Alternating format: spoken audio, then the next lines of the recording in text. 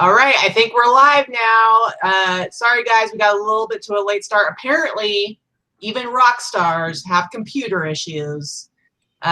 We've got Casey, the Rockstar Flipper, here with us today. What's up, Casey? What's up, everybody? Thanks for coming on the show. So it is Wednesday, and that means Wednesday is what? Our Boss Up and List all day virtual listing party. Yep, we do that in the Boss Facebook group. So if any of you guys are new to the show and you're not in the Boss Facebook group, you should definitely join.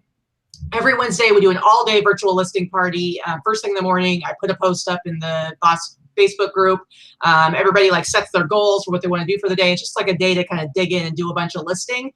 And then at 11 p.m., sorry, not 11 p.m. That's very late. That's very late. 11 a.m. Pacific Standard Time, we do the Boss Up and List live show so you guys can take a little break, hang out with us. And this week, we have Casey with us. What's happening, Casey? I am listing. I'm actually on it today. So I think we're about 15 items in. So it is 2 o'clock on the East, but 15 is not bad for right now. So the goal today is going to be, good. Yeah, we're going to be at 30 today. I pulled out 30 items. So that's today's goal. Wednesday is my half off Salvation Army day. So it's like half in the morning, come home and work, and then go back out for the evening, like early evening, because sometimes they rotate stock. So that's kind of how my Wednesdays work, which was perfect for this show because I come home for like 2 hours. So. Oh, nice. Woo-hoo. Yeah, Wednesday used to be like my one of my favorite days to source because half off Wednesday at Salvation Army in Oregon. And the stores there are awesome, and they're really, really good at kind of rotating through all of their inventory. So I would find tons of awesome stuff. The Salvation Army here, not so good. So are they pretty good in Florida? They are, but there's a couple of certain people that shall remain unnamed that live 5 minutes away from me that tend to frequent these Salvation Armies. No, you guys know I live near Ryan and Allie, so yeah. We run into each other at a few of them. But on the good side, there are 4 within 10 miles. So, nice. Good. Very cool. So there's a lot of inventory to be had. If you've ever seen my Salvation Army hauls, it's usually like 75 to 100 pieces on a given Wednesday. So. Oh, that's crazy. Yeah, I think ours is our Salvation Army is pretty lackluster. We have a couple. They're not so great here, but I think the savers make up for it. Yeah. Yeah, the savers here are awesome. And the thing about in Oregon with the Salvation Army, they stopped doing this just before I left, which made me a little bit happier because at least I was missing out. But they used to do, it was 50% off everything, even if it came in that day. And then they started doing the thing where, the new stuff, like for that week, wouldn't be 50% off. So it used to be much more glorious. And we don't have savers, so. Yeah, no, that's a bummer because I do love the savers. Everyone loves savers. Everyone reminds me of savers too. I know. Sorry. Well, hey, we gotta rub some stuff in your face. You got like Ryan and Allie as neighbors, and you guys get to hang out and stuff. That's kind of cool. That's true. It's true. Yeah, we want to come live right between both of you guys. No, there's already 37,000 neighborhoods on our road. No, please.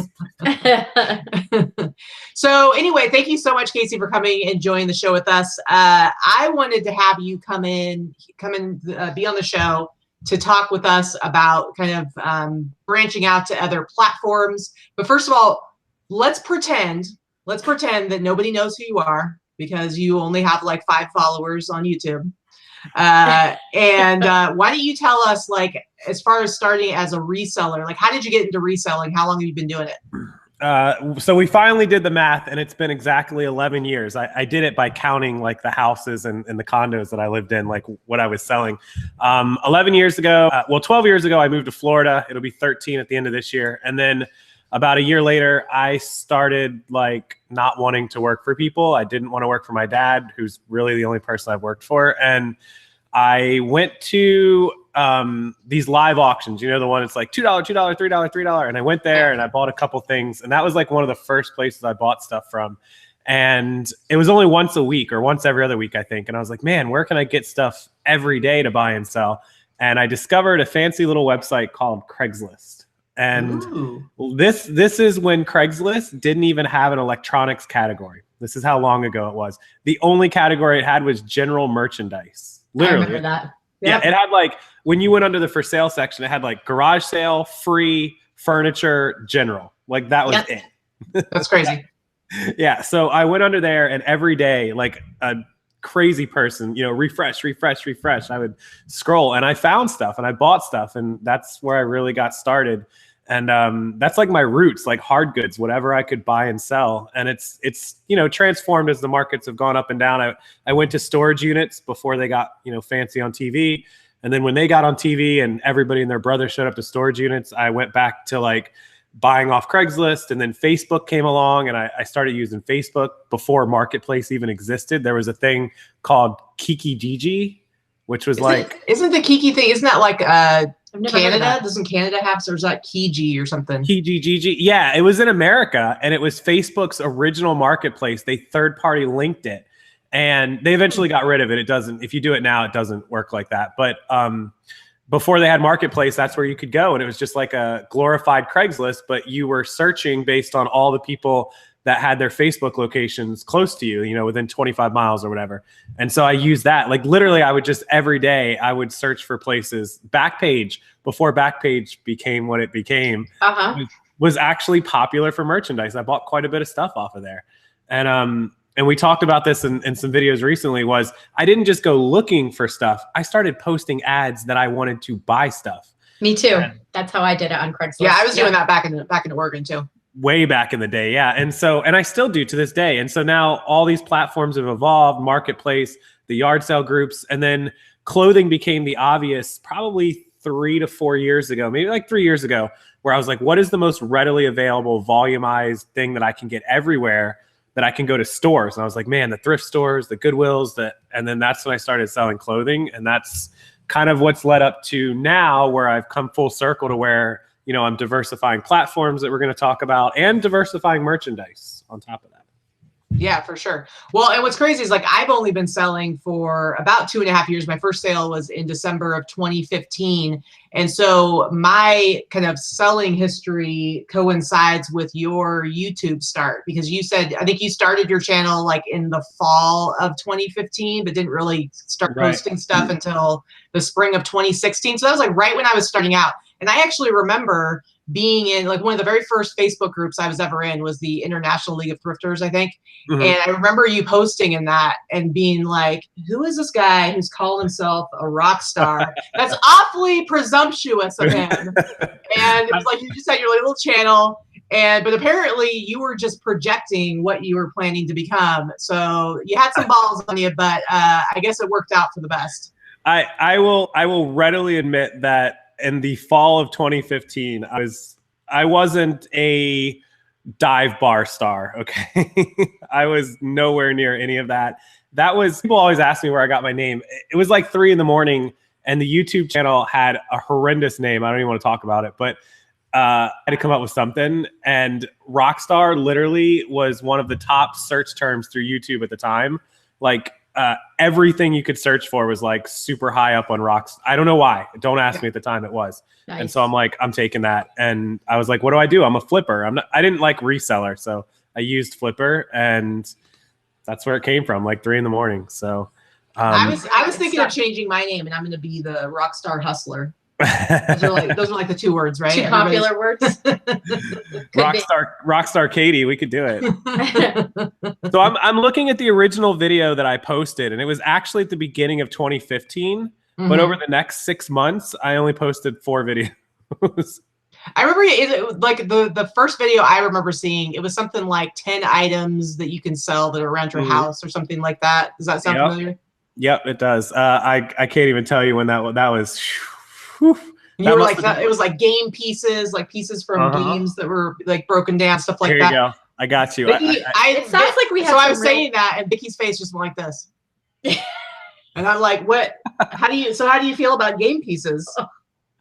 How do you feel about those? Yeah, it's too much work for too little profit. Yeah, it's true. Well, at the time I had sold, you guys might know some of those like Dungeons and Dragons and Hero Quest game pieces. I had bought them out of games that I paid like $2 or $3 for, and they actually sold for like $50 because they're like super collectible. Yeah, that makes sense. That I would do. And so that's when I started like, man, I got to find some of these, because the games weren't even complete. And the guy was like straight up about it. He's like, I'm missing pieces. I was like, looking them up, and I'm like, that's cool. I'll take all the pieces you have. I don't even need the boards or the boxes. Just sell me all the pieces. and he made me take everything, which was fine. And I'm sad that I broke those up and didn't try to complete them because they were collectible games, but I sold all the pieces off and I made quite a bit on it. That was, Katie, that video was July of 2015. Wow. Wow. Hey, we've got a lot of demand over in the chat. People want to know, what was your original name? Come on, tell us. Break it here. Well, I was trying to be a little bit general because of the whole flipping thing. So I did a name. People will remember. Does anybody, before we do, does anyone know? Let's see if I have an OG watcher in here. Does anyone know the name of the channel before Rockstar Flipper? How long did it have the original name? Probably the first solid 6 months, if I had to guess. Okay. I'd have to go. You can find it by going back through the oldest videos, which, oh my God, I'm going to get some ridiculous views now. But in the videos, I opened the opening up with it like, hey, this is Casey with blah, blah, blah. Hang on, let me see. Does anyone know? No one knows. It was Small Business Millions. Small Business Millions. All right. That's cheesy. That's like when I started my my eBay store, it was called Silver Mountain Deals. That was, see, look at that face. That's how you know. It's a good thing I changed it. And Silver Mountain Deals. Is this the barometer? Yeah, but at that time I was selling everything. I was actually doing hard goods, no clothes at first, and then I started doing clothes. And then as I got into the clothes, I kind of realized like I just needed to change the tone of my store. Yeah. And so Silver Mountain Deals just sounds hokey, it sounds cheap, and so I wanted something a little more classy. But it's just funny, like how you go through like the evolution of like your brand. I mean, I've had 2 names in my store, but LV Pink Panther clearly has nothing to do with what I actually sell. Yeah. So I've always sold everything. So from the very beginning, and I knew that I was never going to have just a specific niche. So for me, it made sense to just brand myself as opposed to branding the store. Mm-hmm. Yeah. So. Makes sense. And as far as branding myself, I've really only been doing the Pink Panther thing for the past like 2 years. Before that, my store name was Rav Industries, which really means nothing. It's just. Well, my original store name was the Electronics Zone with the X because I did only sell a lot of electronics. I mean, I've had this eBay store for like 6 or 7 years. I had a personal eBay, which I still have, and I still use a lot. You know, I list other stuff there. But the business one was Electronics Zone. Before I sold clothes 3 years ago, I sold iPods, video games, a lot of cell phones. And so it was Electronics Zone. And then when I started buying other stuff, I was like, I can't just have this name. So I changed it to what it is now, which is Treasure Chest FL for Florida. Mm-hmm. Nice. And so what's your setup now? Because I know that your fiance, does she do all of the photos for you? Yep, she's the photographer. She's a photographer by trade on her own, so it only makes sense that she does my photos because 1, she's better at it, and 2, I'm just miserable at photos to begin with. I can't even take a selfie properly. Are you kidding me? So yeah, I'm not much better than you are, Casey. I have to say, I struggle the most with photos. So yeah, it's not even that I don't like. It's not that I don't like taking photos necessarily. It's just I am bad at it. Like when I'm bad at something, I'll be the first to tell you I'm terrible at it. And it doesn't make sense to keep trying to do something that I'm just not going to get better. I've tried. And so, yeah, she does all the photos. We have the 2, we were just talking about this. I'm glad you brought it up, Vicky. And if you have a link for this, Katie, please give it to people. We use the 2 softbox light up kit, which most people will be pretty familiar with, I think. Here, I can actually show you guys because I use it. I don't have a link for it, so I use it for my YouTube. So those are soft boxes. They're 24 inch by 24 inch. I prefer them over the umbrellas. That's what she takes all our photos with, and they double as YouTube lights. Imagine that. So yeah, she does all those photos. She also does the drafts. She does all the drafts on the computer. She types faster. All the photos using a phone. And first thing she does is draft, takes all the items, drafts them, and then the drafts are saved and they pop up on your phone. So then she can open her phone, take the photos, and finish the listing. And so that's pretty much the setup. I do all the buying, all the sourcing, the accounting, the back end. That's kind of my thing. I like that side of stuff anyways. Oh, it looks like Let's Get Clicking just hooked us up with a super chat for $1.99. So I guess I got to do my super chat song. Super chat. Super chat. It's super chat day. Can you tell how much she loves it? She loves my super chat song. Anyway, Let's get clicking. Thank you very much. Awesome. This this is going to be an extra good video. And doesn't your mom also work with you, Casey? She did, but I've given her a rest, a break from it not that long ago, a few months back. She had knee surgery. And so what I used to have her do was like a lot of the prepping and cleaning. And she did some photos too, but getting up and down now is tough for her because she had her knees completely replaced. So kind of just me and Kate handling it for now. She was a big help I had her working for me for like a year, I think. Does mom live with you guys?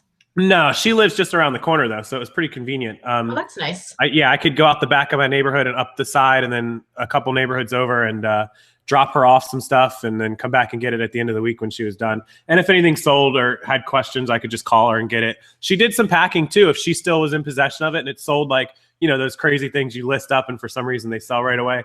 I left her some envelopes and labels and stuff. She would just put it out in the mail. So. Nice. And so now it's just a 2-person operation? Yeah, just the 2 of us now. And we handle everything at home. We used to have an office. Problem is the office that we used to go to, it was only about 14 miles away. But anybody that lives in this area, Ryan and Allie will tell you, to go to the gas station takes a half an hour. Literally. This is why I told you not to move here. But just lots of traffic. So, our traffic is ridiculous. There's just too many people here. It's overpopulated. And it was a 45 minute drive each way. We were literally wasting 2 or 3 hours a day between driving and traffic and getting back and forth. And it just wasn't worth it anymore. And plus, of course, the expense of being there. Right. I don't like it being in my house, in my garage and taking over, but it made the most sense. Yeah. Okay. So Casey, you are always a big proponent of expanding your revenue streams, having multiple places you have money coming in. Why don't you break it down to us, kind of like all the different platforms that you're involved in and like where you kind of have that spread out? Okay, so Amazon is electronics only. Obviously, you can't sell my used clothing on Amazon. That's a no-no. A lot of gated stuff. So what is ungated on Amazon? Video games are very well ungated. There's a few that are gated, but that's probably 10%. If I had to guess, just doing the math in my head. eBay has always been about half of all of my income, maybe a little more, maybe 60%. I have 2 accounts on eBay. The reason I have 2 accounts, one is the main account that everyone knows. It has right now like 12 or 1,300 listings. The other account, a couple hundred listings. But it's higher dollar stuff. It's electronics. It's things that I don't necessarily put out to everyone. And kind of just to keep my one account private, because unfortunately in the world that we are in, I do get some haters once in a while. So what? Yeah, it happens, turns out. So I do have one account that no one will ever find. I know people are good at hunting it down, and I've always said I can find your eBay account. No one will find this one. No one ever has either. So in case I ever needed it. And so that's probably the combined online selling, probably 70%. We sell local stuff here and there once in a while. People have gone on like Facebook or Craigslist and found like my email or phone number in an ad that I have something locally for sale. And they're like, why don't you sell that on eBay? I'm like, because it costs $40 to ship. So that'll give you an idea, like the big stuff. We've sold stuff like even PlayStation 4 or like the old Atari 2600s with tons of games. Those things are like 10 pound, 12 pound packages. I just hate shipping that stuff. So yeah. So that would be local sales. Not much though. There's only a few items here and there. And then the other streams everyone knows about. I do YouTube and affiliates, and I have a VIP group. Those are the smaller percentage. They don't do anywhere near as much as my reselling would do, but you could count them for like 20, 25% of the income probably. Yeah. And then you just recently, we're going to get into this, started doing Poshmark like a few months ago. Yep. So we'll be at 3 months, or actually we are at 3 months. It was the 7th of the month. So yesterday would be 3 months on Posh. We've done we got to be close to $2,000 in 3 months. And that was with me being gone for 10 days. So not a bad start. It's not, it's a small percentage, a couple percent of my income, 3, 4, 5%, but I hope I can get it to 10 or 15%. It's great to add it on and have, just another 500 or $1,000 coming in a month. Yeah, for sure. And so what made you decide to go into like Poshmark? Because there's like Mercari, there's Etsy, which we are doing. Why did you decide to do Poshmark? Well, Posh is the best fashion as far as, I saw the average sale prices were much higher. It's cleaner. The shipping was easy on me. And it was easy. It made sense because of how quickly we could take them from eBay over to Posh, being that we have so much fashion, and just, have a second stream of as quickly as we could get it on eBay, we could put it to Posh, and then we have double the coverage of potential customers. So in like a typical day, how do you break it down between like all the different things that you're doing? Like how much are you spending on eBay versus Poshmark and other stuff like that? 25 hours a day on working and zero. Yeah. No, probably 4 to 5 hours on maybe a little more if you add sourcing in on like eBay merchandise. And Posh is probably only an hour or two a day.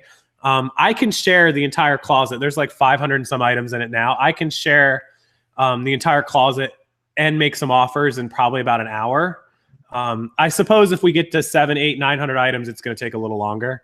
The eBay is what takes more of the time. I mean, to list 15 or 20 items can take 2 hours of photograph, sourcing, listing, etc.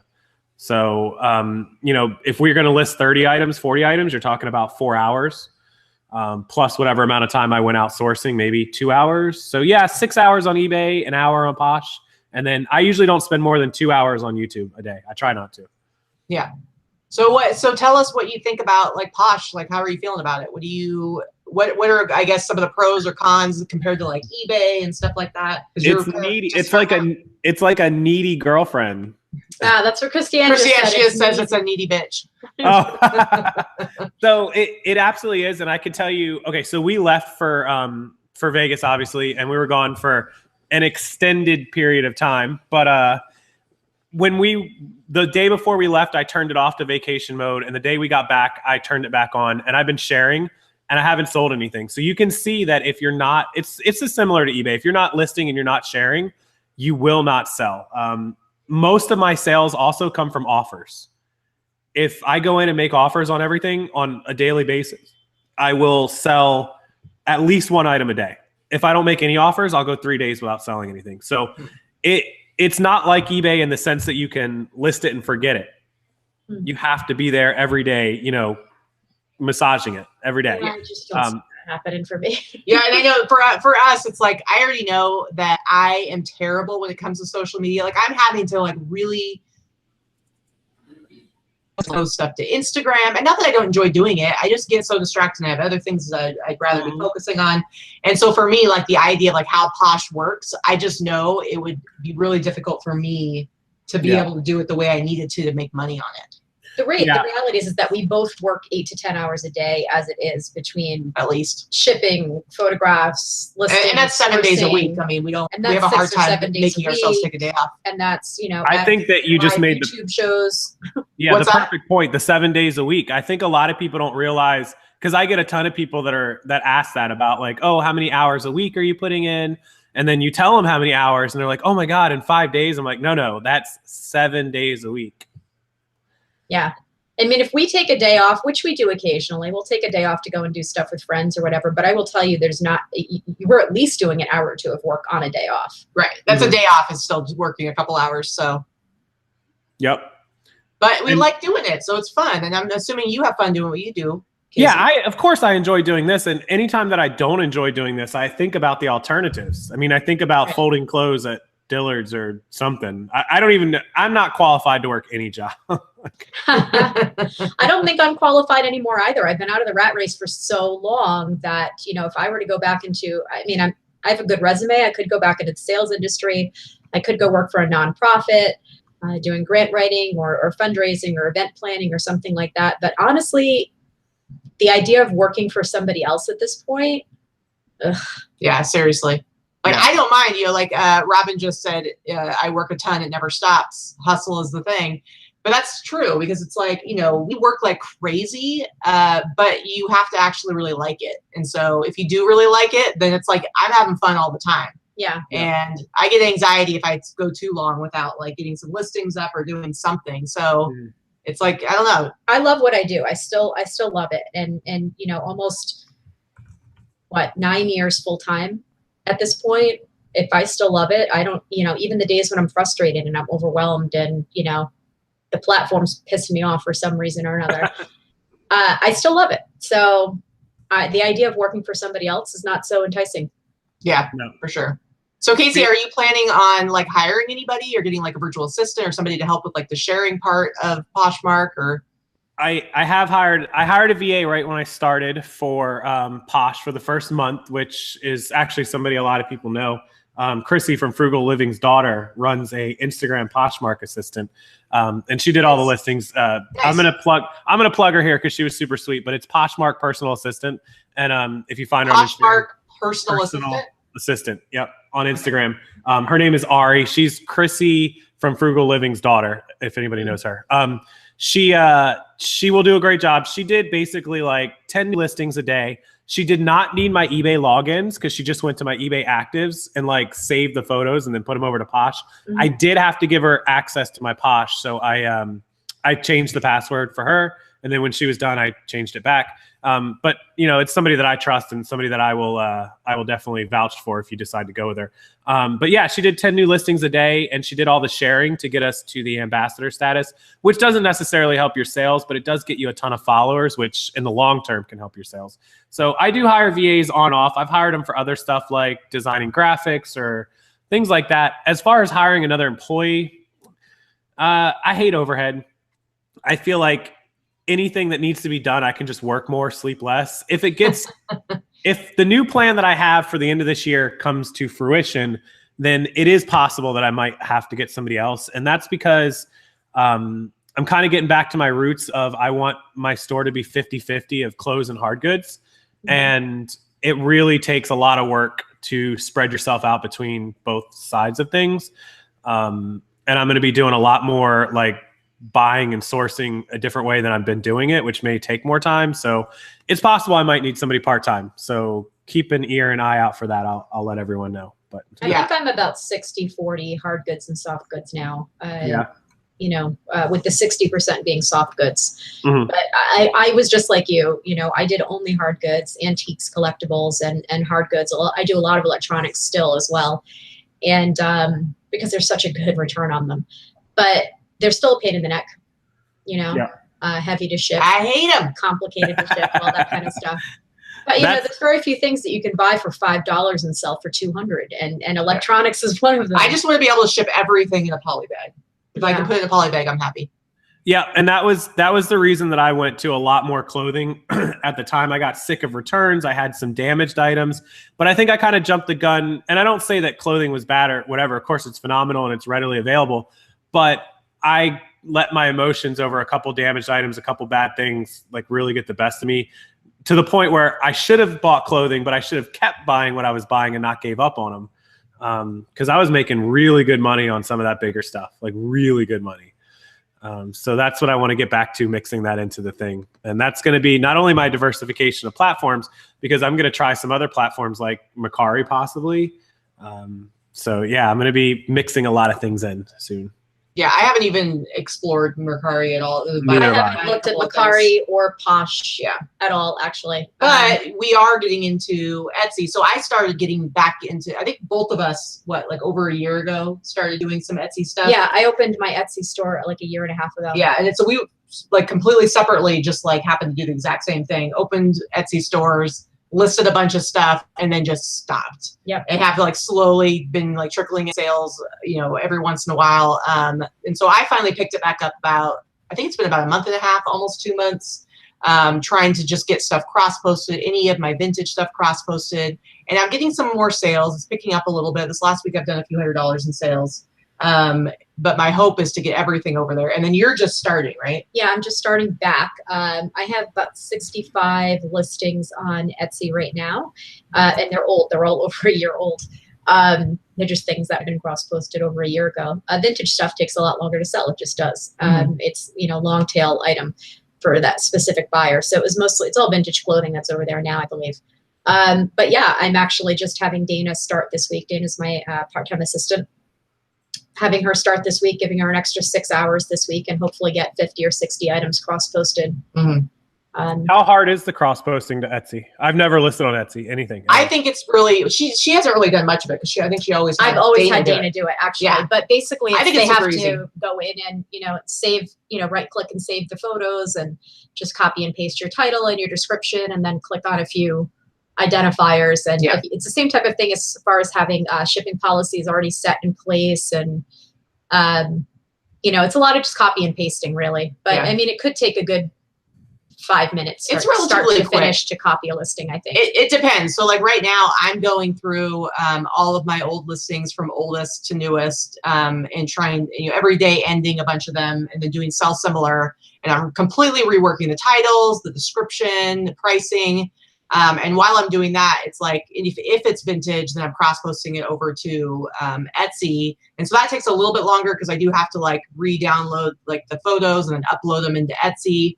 But when I'm listing new stuff that I've just sourced and I'm ready to list, that goes even faster because I already have like the photos are right there ready to go. And so I upload everything onto eBay and then I do it at the same time on Etsy. The thing that takes the longest on Etsy is just that you have to do the keywords. And so that takes a little bit longer, but really I can do it in like maybe 2 minutes, like put it over there. So it's totally worth it, worth the time it takes. It's not hard at all. Yeah, I think if I were doing it now, as opposed to cross-posting listings that are already active, I want to do a little bit more like Katie does and just have both open at the same time and cross-post as I go. Yeah. That's how we, I know you haven't done Posh, but that's how we were working Posh with both tabs. I would make 2 windows and I'd have them side by side. So I could just click and copy, click and copy, click and copy. And I use a MacBook, so it was really easy on the photos. We have, I don't know, you guys have probably heard of like, instead of screenshots, you can region shot a box like over a photo. And so I can click and drag my little square over the size of the eBay photo on the eBay listing. And then I can just click, click, go to the next picture, click, next picture, click, and the region stays over that. And so I can save all the photos to my desktop on like 20 eBay items. And then I can open up the second window on Posh, highlight those 5 pictures and drop them into the Poshmark box. So getting the photos is simple because Posh uses the square mode. I don't know if Etsy has a picture requirement. Yeah, they use Square as well. They were actually using Square on Etsy before eBay was, I believe, because I remember when I first started cross-posting, my photos were not Square and they always looked janked on Etsy. Somebody asked, I didn't see where it went, if Etsy, let's see, Bard, you guys and your names, come on. Bardicajabdib, 1. I don't know. Anyway, you asked the question, is Etsy more like Poshmark or eBay with being active to get listings to show up in search? Honestly, like I know a lot about eBay. I feel really fluent in eBay. Etsy, I don't know. I would assume that like the more active you are, it probably helps you to show up in the search. But to be honest, I have no idea. I know a lot of it has to do with having the keywords. But really, I don't feel like I'm as, I guess, well-versed when it comes to what works on Etsy. I really need to like learn more. I think once you get up to it's just like at eBay in the way that, once you get to a certain number of listings, you're bound to see consistent activity. Yeah, it's hard to say. I do feel like my traffic I feel like eBay, I get way, way, way more traffic, obviously, because they have like, 171 million buyers worldwide. So I get a lot of traffic. But I feel like Etsy, it's more quality traffic because when you see the numbers of like how many people came and looked at your store, how many looked at your items, and how many actually and then how many actually purchased, once they actually get to your store and they're looking at your items, that conversion rate is way higher than eBay's. So I feel like my conversion rate on eBay is like 0.8. Yeah, it's like really super low on eBay, whereas Etsy, it's super high, but because you have way less traffic overall, your numbers are still going to be lower. So here's a great question to follow it up. Have you guys ever thought of using like a cross poster, a third-party marketplace software? Not software. I always feel like it makes mistakes. I don't know. Well, I mean, there's a couple of different ones. So there was the one that came out a couple of years ago that was heavily, there was a big buzz around. It started with a V, and it failed. And now there's the new one that's Sellhound, I believe, that was on eBay. They were at eBay and they're talking about that being another option. But it's not, but I don't think that's automated. I think they actually have virtual assistants. Like they have people that work for them. And they were, I don't know a whole lot about it. When she was showing me kind of how it worked, she was basically like, you can just send them photos and you don't even have to like give them any information. And just based on the photos, they're somehow going to like create the listings for you. Then you go in and you approve them. I don't know. It sounds kind of crazy to me. I feel like there'd be a lot of I know what you're talking about, and those are insane, and I wouldn't recommend those. But there are 2 that I can recommend, and I've used one, and I'm considering using it again with this branch out. The one is called Sellbrite, and I don't work for them. I'm not paid by them. I don't have anything going on with them. Sellbrite.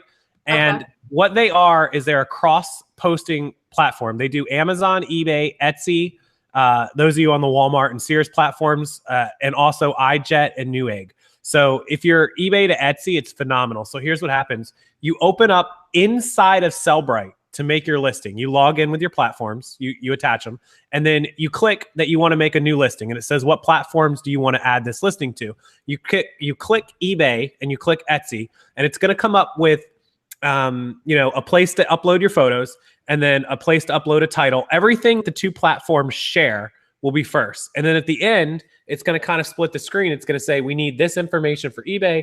We need this information for Etsy. So you click through all that stuff. You fill it in just like you would if you were on the website, and you hit submit, and it puts it up on both platforms. If it sells on one or the other, it automatically takes it down off of the other. Oh, that's pretty awesome. See, that sounds like a good.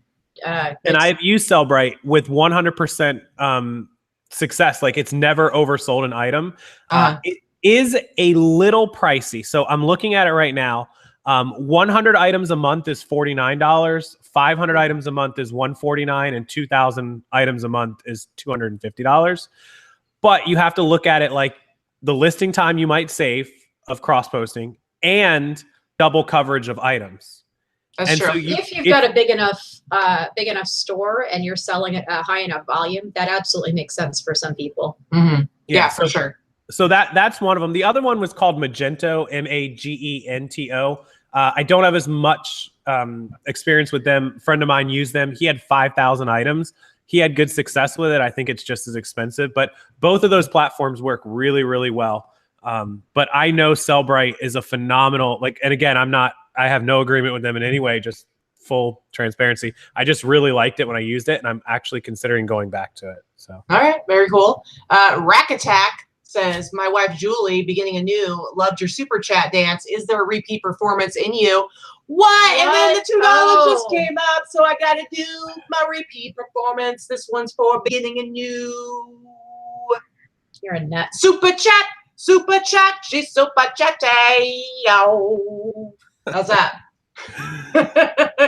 See, Casey loves it. Casey's rolling his eyes as hard as I am right now. Rude.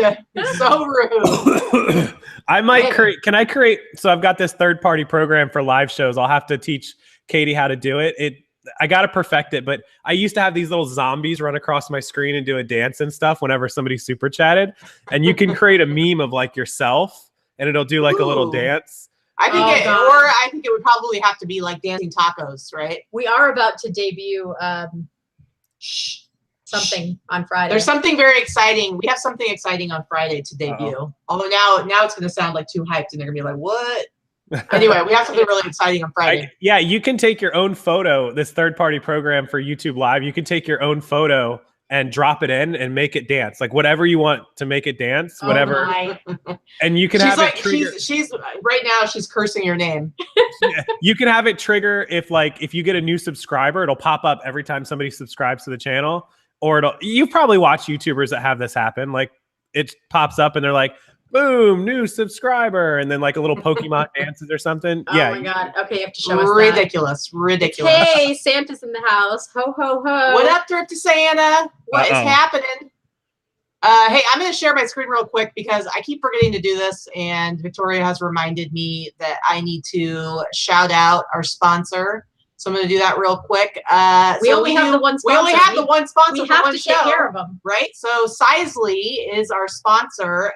Casey, I don't know if you use Sizely at all or if you ever have, but I've been using it pretty much the entire time I've been selling clothes on eBay. So over 2 years. Earlier this year, it used to be a free site, and then earlier this year they changed over to a paid site, which I was actually happy when they did that because they expanded all of their templates, and there's so much more. Because like I said, I use it for pretty much every single listing that I do, so for me, it's like an awesome resource to have.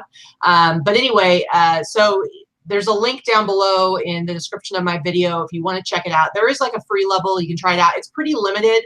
So it's really just to give you an opportunity to try it out and see how it goes. But I have the pro account, and personally, like I said, I use it for every single listing. I like it. I love it. Yeah. I finally got Vicky to try it, like, I don't know, a few months ago. Now I'm addicted. Yeah, because I just, and you can have like your favorites. I have my favorites for the ones that I use a lot. Obviously, I do t-shirts a lot, but I just like being able to show exactly where I'm measuring it. And I feel like it helps for avoiding returns and making it really clear, like what's being measured, where it's being measured. And I just think it makes my listings look more professional. Plus, you can put it in so that it has both metric and inches. Yep. So it's like, it's.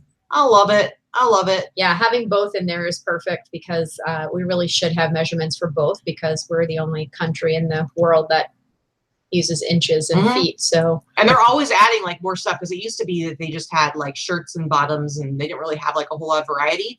But now they have like underwear and shoes and glasses and accessories and like scarves and hats and like everything that you can possibly think of. So definitely go try it out, guys. I think it's totally worth it. Like I said, I have the pro account. I think it's like $8 a month or it's $7 a month if you sign up for a whole year, which if you do a lot of clothing, I think it's super affordable. And now that I'm doing Etsy, I'm using these on Etsy as well. So I'm doing eBay and Etsy. Anyway, so that's my little spiel. Again, the link is down in the description of this video. I was going to ask you. You missed a super chat. You missed a super chat real quick from Adam, I think I saw. Did I? What? Adam's exploits. Adam, I was talking so much and so long that I actually let a super chat run out. Adam's exploits, thank you. Love Casey, but he doesn't have zombies. I wish I had zombies. I love zombies. I do. But now I need to come up with like multiple super chat songs because nobody wants to just hear me over and over going, super chat, super chat, super chat, yow. You like that? No. You like that? No. I was going to ask if Sizely is good to use on Poshmark. Does it save the photo so I could insert it in Poshmark? Yeah, you can save the photo. You can copy the HTML. You can embed it. It's like they give you a bunch of variety because like some people might use it if they have their own website and they want to be able to actually embed measurements. So there you go, Poshmark sellers too. Something else for you to grab. Yeah, I definitely, I use it as a photo. I think Katie uses it as a photo as well. I use it just as one of my 12 photos. I save it and I always just put in my description, please see last photo for exact measurements. And that's what a great idea for sizing. So yeah, do as I say, not as I do. I need to get that. I've had it sitting on my thing for a while. I'm just not done it. Call me lazy, but I need to get it. Yeah, Susan was asking for a demo on Sizely, and Amanda said that I have a video. Yeah, there's actually a video. If you go back and look at my videos, maybe do a search for Sizely. I have a whole video where I talk about Sizely and I actually use it, so that should help you out. There's actually a video on the Sizely website itself that Katie did. They've uploaded on their website. So. Oh, nice. Yep, absolutely. All right, so let's talk about, Casey, we've got, what, less than 50 days until Q4? What are you doing to get ready for that? All right, so without talking for an hour, here's the long story short. I have arranged two sides of purchasing. One, I'm going to buy a bulk purchase of clothing. It's about 1,500 pieces. I'm paying $2 a piece for. Wait. What you're saying is very important, but not as important as Red Neckerson's resales, $1.77, super chat. Super chatty, super chat. Can I super chat? Super chat. She's super chatty. Did I get that anywhere remotely? Well, it helps when you can get right in Vicky's face and really, really irritate her. Anyway, go ahead. You got a bulk buy going on. I love it. I need a super chat dance now. I'm gonna create a dancing taco one for you to have. I'm gonna send it over. Perfect.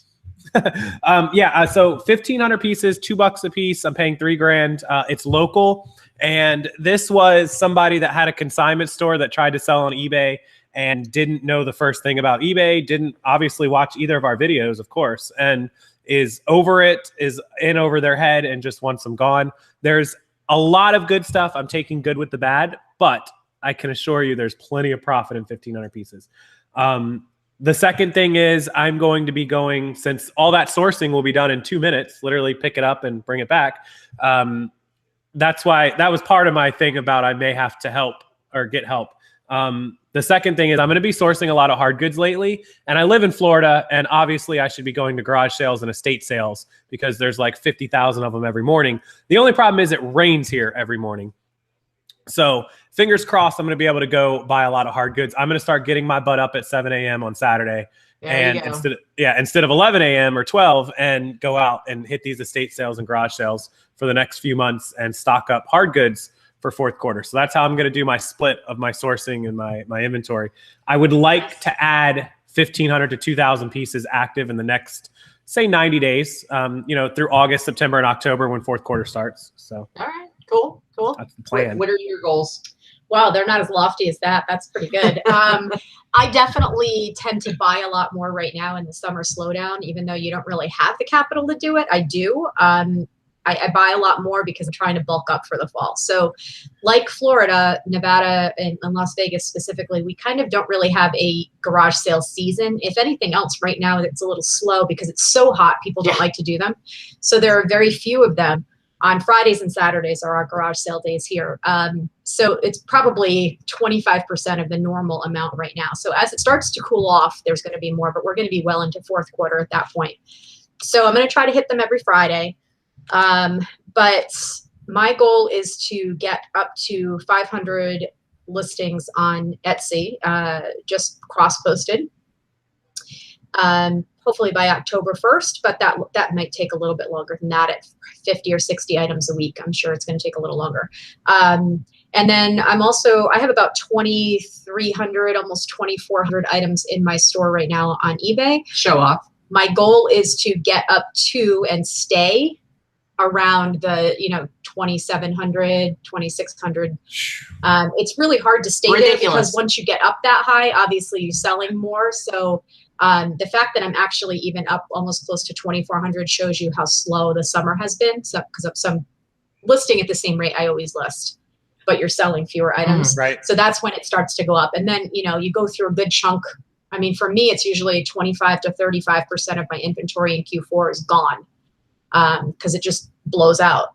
So that's when my sales numbers will really start to drop. By January, I'll have far fewer items in my store. If I sell the way I hope to, fourth quarter, I'll be hard pressed to keep up around 2,000. Yeah.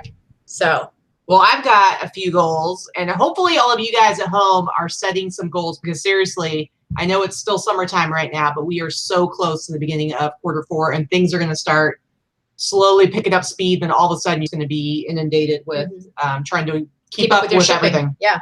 And so you really want to be as prepared as possible, and you want to have stuff listed. So my goals are, I have a few. So like I said, I have been ending old listings. My oldest listings are still from October of 2017. So I have a lot of work there to do. So by October 1st, I want to make sure I have nothing that's older than 90 days in my store, because I want everything to be relatively fresh listings. And then right now I have close to 1,700 listings. I'm only going to push myself up to about probably 1,800 for eBay. And then Etsy, I'm currently a little over 300. I would like to hit like 600 listings in my Etsy store. Actually, I wrote down 2,000 listings on my eBay store. You did. So that's a lofty goal, guys. So actually, that means I have to get about 300, a little over 300 listings. I don't know if I can do that. I'm going to try. The biggest thing is going to be sourcing enough stuff to do that. Well, yeah, sourcing to do it and getting it up there as you're selling at the same time. And that doesn't account for your sales. I may get up to that amount if I weren't to sell anything. Yeah. Wait, I got another super chat. This time from Lisa. It's a power chat. It's a Lisa Powers super chat for $5. So now I got to do the super chat. But this is a big one because it's $5. So I got to go super chat. But this is a big one because it's $5. So I got to go super chat. So what's the listing, the daily listing goal? Because you just said you're going to have to hit 300. So what are you at active right now? Active, I'm at like 1,660, I think. Okay, so 340. Yeah, 340. So I need to be sourcing more, because I'm good at listing. I'm just, right now, I'm almost caught up with everything. She's faster at listing than I am, but I'm better at sourcing. So I haven't been doing a lot of sourcing this summer, honestly. Like, I've been doing just enough to keep putting stuff up, but I haven't been doing a lot. And so I'm probably going to go all day tomorrow. It's Saber's Day tomorrow and doing stuff. I think Allison was feeling a little bit left out because we haven't given Allison Big Drift enough love. Yeah, I think so. She's throwing down the super chat. Okay, this one's for Allison. Super chat. Super. For anything over 1,000 fix that they give. I can answer for myself. Yes, I have a premium store. I am out of free listing as of today. Right. So they start over on the 1st. I'm always and you just power through it. I'm always out by the 8th, and I pay for every listing from then on. I've done the math on doing the extra, the extra listings that I list still don't come close to the difference between the $59.99 and $2.99 for Anchor Store. Mm-hmm. So yeah, I mean, you can't sell, you don't list it. And if 10 cents is standing in your way from listing an item, then you're sourcing the wrong items. Allison just said, please don't sing. If you super chat me, I'm going to sing, and there's nothing you can do about it. So try and get that back. Yeah, I enjoy the singing. And Vicky's right. The Anchor Store is $240 additional above the premium store like that I have. And so at 10 cents a piece, that would be 2,400 listings additional above and beyond your 1,000 standard. So you have to hit 3,400 before it even breaks even for assertion fees to pay for the Anchor. Now you do get some extra added coupons and other things with Anchor. So maybe if you were around like 3,000, it would make sense. But until you hit that number, it really financially isn't smart. Yeah, for sure. Right. Now I'm super lucky because I got the Shine Award last year. One of the prizes was a free Anchor Store for a year. And I'm still in that. And I actually got a little bit added on because of the whole picture debacle. But anyway, so that's been great. It's going to be sad when I have to let that go because as of now, I haven't had to worry about anything. Obviously, I don't use all the listings that come with an Anchor Store, but I'm not having to pay for any of those extra listings. So it's saving me quite a bit of money. Mm-hmm. I'm going to feel really sad when I have to go back down to the common folk in the premium stores. Yep, I know, right? But, oh well. So Adam said, anyone know when the concierge will be from eBay Open? Concierge service will kick in. They did say, I believe it said September 1st. You'll get an email. You should get it to sign up for it. It did take them a good 4 to 6 weeks last year to get us in. So look out for it in your email. Yeah, sorry. Greatest program ever. Yeah, it's the best thing that came out of it. I know. We keep talking about it. And so people now are like, when am I going to get mine?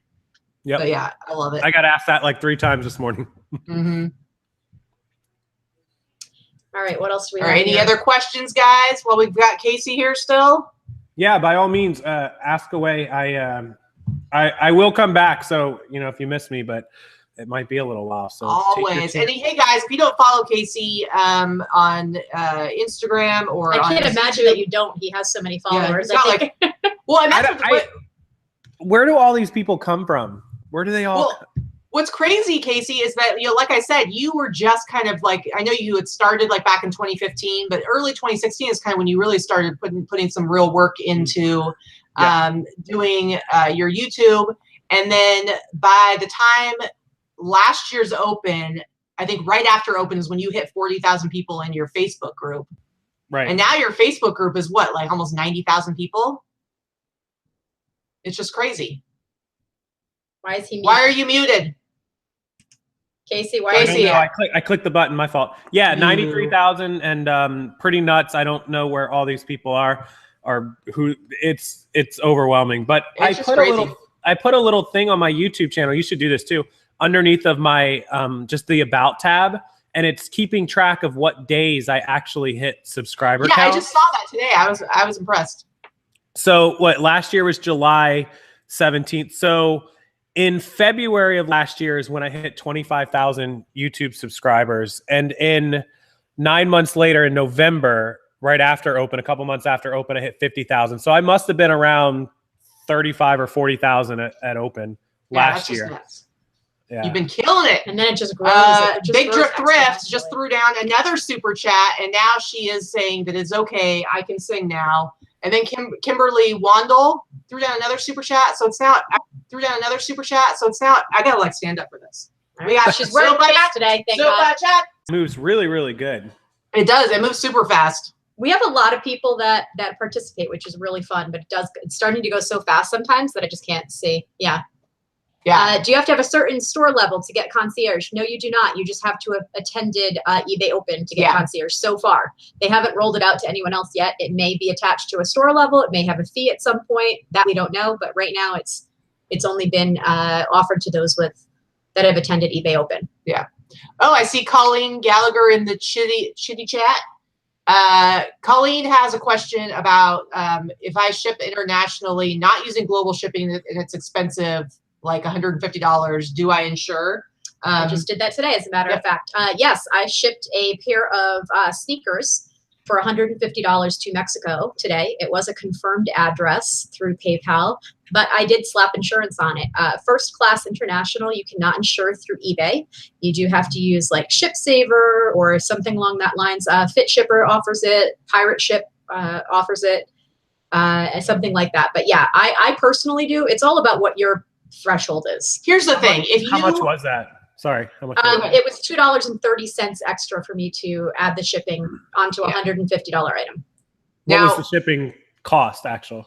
It was 2 pounds. So it was, I don't know, the total amount was just over $21 because you get the discount. That's not bad. That's better than I thought. Yeah. So it was $23.30 or something like that. And the customer paid $23.50. They paid the 2 pound rate.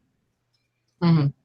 So it didn't cost me anything extra. I just, the insurance absorbed the discount pretty much. Yeah, that's the thing is it's like usually you can cover the insurance discount that you get with shipping. I mean, bottom line, if you never buy insurance ever, you're going to come out ahead. But even with that said, there are times when something is a higher value, depends on what country. Mexico is a sketchy country for shipping. It is. And getting confirmation and stuff like that. If it's going like to the UK, I won't bother because I've never had a problem with something not showing up as being delivered. So it just depends. Exactly. Yeah. If it happens, if it's Canada, something like that. So one of the more common countries that has great tracking. I don't really sweat it, but first class and not priority, first of all, is harder to track. And, Mexico, Italy, Chile, there are certain countries that are a little bit sketchy as far as their delivery confirmation. So for my own peace of mind, I didn't want to be out $150 plus the cost of my item because in this case, it was a pair of sneakers I paid $70 for. So, I wasn't taking the chance this time. Yeah, because that was a lot more money out of pocket. Yeah. Do you ever get insurance? Yeah, I insure. I pretty much, if it starts getting up around, 150, 175, that's pretty much my threshold. Under 100, I typically don't. I know I've taken a few risks, but once it starts getting expensive, I will absolutely. We shipped out, somebody might've seen, I bought one of those old school, like actual telephones that was a football helmet. It was pretty big. Oh, yeah, it weighed like 12 pounds after packaging it up, and the guy paid, and it only went to like Georgia, but it was 139 or 149. I insured it because I was like, this thing's gonna show up cracked right in half. So, I paid $3 for that insurance. I don't ship internationally direct, and that's why I was asking like how much it costs with the insurance and all. I kind of been thinking about it because I do get a fair amount of questions about shipping directly to countries, and I'm kind of considering it. Well, because okay, how many items do you ship per month right now internationally? Global shipping's probably a couple a week. I would say maybe 10 for the month. See, and I would tell you that would probably triple. I was going to say it's going to triple if you do your shipping yourself. Yeah. And you're always going to make money because you have the shipping discount and the customer is paying the shipping fee. You're never going to be out anything. You're not paying free shipping at any point. There's nothing free about it when it's international. So it just, good point. You're going to make money every time. Absolutely. And we've got a first timer for first timer $5 super chat from, is it Leoman? Hmm? Is that one of your guys? No, not one of mine. Hooking us up with the super chat. Super chat. It's super chat day. Double time, but chat day. Double time. Wait, come here. Into the new eBay payment program. No, I'm not. And a lot of it has to do with what we were just talking about with international shipping. I don't use global shipping programs, so that's not a problem. But there are going to be some limitations to international shipping.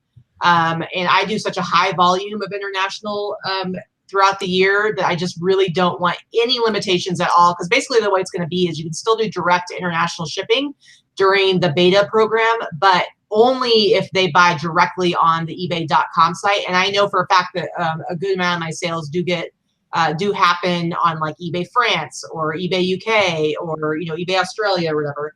And so I just don't want to deal with that in this first stage. And I didn't even get invited. And that's based on, they look at my metrics and they're like, they saw how I sell. and they're like, clearly you are not a great candidate for this program. Yeah, So, I mean, I do between $15,000 and $20,000 a year in international shipping, and Katie is Wow. the same. I'm not going to give that up for the Yeah, beta no program. way. No I mean, way. the second rollout might make sense for me. It depends on what's going to be incorporated a year from If now. they incorporate it, yeah. apparently, every time I sing and dance, the feed is freezing. So I might be too You're going awesome to have for to halt. I might be too the awesome dancing. for YouTube. Too So- awesome for YouTube. Too awesome for YouTube. Yeah, I don't. You broke see a the puppy. internet. Oh, we see puppies. Yeah. All right. Well, it looks like I might have to figure out something. I don't know what's going on with our internet here, but I'll send don't you the know. dancing memed up, Katie. all right. Well, I'm going to go ahead and cut the show here because it looks like we are having some issues, and I think we've like lost a lot of viewers, and it's because it keeps We did. We freezing. lost about 50%. Bummer. But we had we had a good thing going for a while there. But Casey, thank you so much for coming and being on the show. We really appreciate it. Thank you, ladies. I appreciate being able to come on here and hang out. You guys are awesome. Yeah, I like your dog. Very cute. We'll have to do some more shows in the future. Again, guys, if you're not in the Boss Facebook group, please join it down below. Also, go check out Casey's channel. And let's see what else is there. Subscribe to my channel if you haven't already. Please give it a thumbs up. And I guess that's Check out about it. Sizely, our sponsor. Yep, absolutely. All right, guys. Thank you so much.